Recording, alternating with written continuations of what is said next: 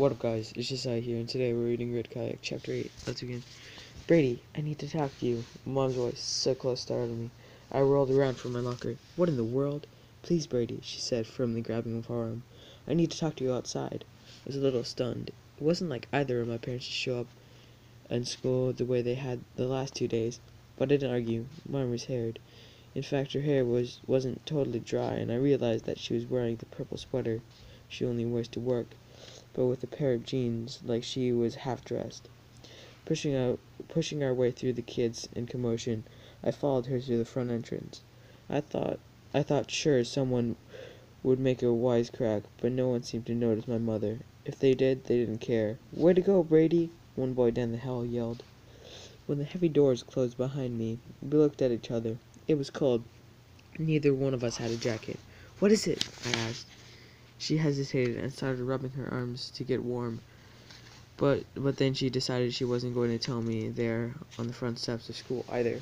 Let's go to the car for a minute, she said, heading off toward our Jeep, which was parked at the curb. It was getting weird.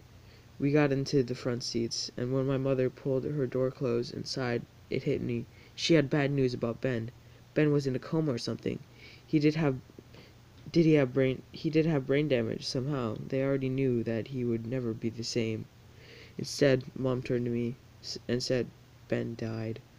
At first, I didn't think I heard right. What? What did you say? Ben is dead, Brady. He died this morning. It was on the news. I thought I'd better get to school before someone told you in the hallway, or those television people showed up. But he was alive, I tried to argue. Carl had a pulse. I know. She looked down at the steering wheel and nodded. The news threw me off. Slowly, I fell back in the seat and stared straight out the windshield. As I did, the Cloverland Dairy Milk truck pulled away from where it had backed up to the school for delivery.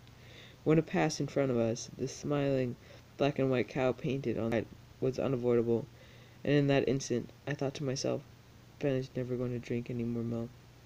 Stupid, but it was my first thought. Ben would never drink another cup of milk from those spout cups of his. I felt my mother's hand touch me. I'm so sorry, Brady, she said. I know this is going to be hard for you. Why? I demanded, turning to her. Why did he die? Mom's eyes shone. I could see she'd been crying and figured this hurt her too. And I figured this hurt her too, because it was a little like when we lost Amanda. I don't know, she replied. When she blinked, a tear ran down her cheek. I guess because he was in that cold water for so long. I felt my own eyes fill up. Shoot, I exclaimed, kicking at the Kleenex box on the floor. I should have gotten there faster. No, Brady. Mom tried to grab my hand, and I pulled it away and put it up over my face. It's not your fault. Don't you dare blame yourself. You tried, Brady. You did everything you could. If you hadn't found him and done what you did, he wouldn't have had a chance. You at least gave him that. Did I? Did I do everything I could? A nervous hole opened in my chest. I took a huge gulp of air and held it for a moment. Then I grew still. When I took my hand away from my eyes, I saw the dairy truck disappear down the highway and watched the noisy sixth graders run out onto the field for gym. If we talked anymore, I can't remember. All I know is Mom said, "Let's go home," and we did. For a while, I sat at the kitchen table, numb, while Mom called school and made sure the television interview had been canceled.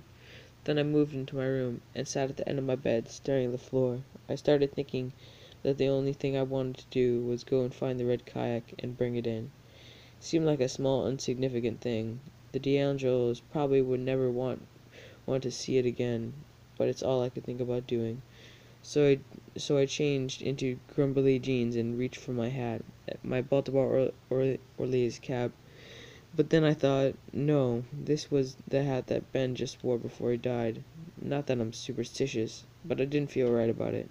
I set it down on the bureau and took another instead, then grabbed one from Dad's winter coats, because now both of mine were gone. One in the ambulance when Ben and the other one at school, and headed down to the dock. Tilly followed at my heels. She wanted to come in the worst way, but I wouldn't let her on the boat. I don't know why. Go on, I hollered at her when she barked and tried to hop on after I untied the line. I motored straight at the spot in the cove where I had found Ben, cut off the engine, and let the boat drift. I was trying real hard not to think about how I messed up. How could I have called a warning out when we first How could I have called a warning out when we first saw them? But even if I yelled, would Mrs. D'Angelo have heard me? And if she had, would she have listened? Who knows? I should have tried though. At least then she would have been alerted to the danger, and maybe she would have come back before it was too late. Or maybe I could have found Ben earlier. Just think, if I hadn't gone up the other creek first, I'd have gotten there 5 minutes sooner. The fact that I went from being a hero to a great big nothing in a few hours didn't bother me. The other stuff was too big. The water was calm, solid brown because of how the rain stirred everything up the day before. You could still smell the storm, the wet logs, the damp grass, the muddy river bank. I knew I'd never find the kayak. Most likely it had gone out with the tide and floated down the river. Either that, or it was washed up somewhere along the bay shore. Maybe even as far south as Bay Bridge. The kayak was pretty hard to sink. It would turn up eventually, but when would it matter? What was I going to do with it anyway? Usually being out in the water made me feel free. Whenever things at school bothered me, I went out to the water to shake it off. But that day all it did was make me sick to my stomach. I noticed how nearby the roots to a big sweet gum tree, exposed by erosion in the riverbank, suddenly looked like a swarm of snakes slithering into the water. Just then, the eagle flew over and split the air in half with its terrible screech. It made me jump, it was so loud. You hardly ever saw the eagle. A pair of them lived nearby, let alone heard. A pair of them lived nearby, let alone heard one. But I figured it was yelling at me. It saw everything that happened in the river yesterday, and it was letting me know. Unfair, I thought. My teeth clenched, and a tremendous surge of anger burst out at me. You didn't have to kill him, I screamed at the river. My voice echoed in the hollow that surrounded the quiet cove. Kill him, kill him, kill him, kill him. You didn't have to be so cold, I accused, but the anger was gone, turned into something else already. You didn't have to make Ben die, I muttered, before I began to cry. Some people, I guess, they'd be railing at God for letting a thing like this happen, but not me. I cussed out the river, and you know what? Nothing happened. When I finished crying, there wasn't a sound to be heard, except the gentle slap of waves against the nearby sandbar. The river didn't care. A strange, chilly feeling settled down around me like an invisible fog. What was I going to do? And whatever compelled me to look down, I'll never know. But this is the truth. When I leaned over the pier into the river, the water was not brown and full of sediment. It was perfectly clear, and at the bottom, a few feet down, I could see the red kayak. Hope you guys enjoyed this chapter. If you guys did, remember to leave a like, subscribe, and I'll see you guys in the next video. Bye, guys!